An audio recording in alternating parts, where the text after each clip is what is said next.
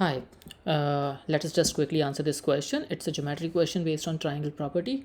The question here is asking what is the area of triangle ACD. So the most important part in such questions is to always mark the variables on the side so that you can see the relationships coming up very quickly. For example, let me call it X, let me call it Y, and let me call it Z. We should understand the information that ADC is a right triangle, right angled at point D, and BAD is also a right triangle, right angle is at point A. Now the question is about find the area of the triangle ACD. So ACD area can be looked at half of X into Y. That's a question mark. That means we need to find the product of X and Y.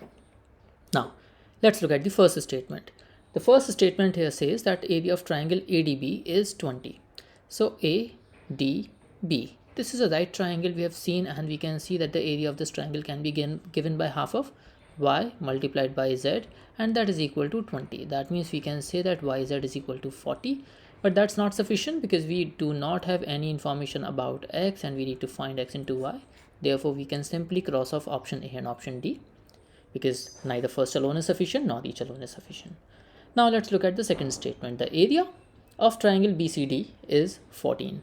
So BCD, this is the triangle that we are talking about. Now if I assume the base as x, that means I will take base as x. In this particular case, the height will be drawn like this because height is always perpendicular to base. Now the good thing here is because we are dropping a perpendicular here, so this line, let's call it Q, BQ has to be parallel to AD, and the length also should be equal because as we can see that AB and DC are parallel. Now how are they parallel?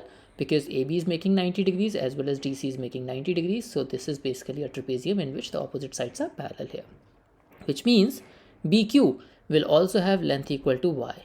And now because you are looking at the area of triangle BCD, so the area will be half of x multiplied by y, which is equal to 14, and that is exactly we needed to find out. Therefore the second statement alone is sufficient, and answer of the question becomes option B. I hope you enjoyed the explanation, and if you did, then please don't forget to subscribe the channel because there are more than 1100 videos for you to enjoy like this only. Thank you so much for watching.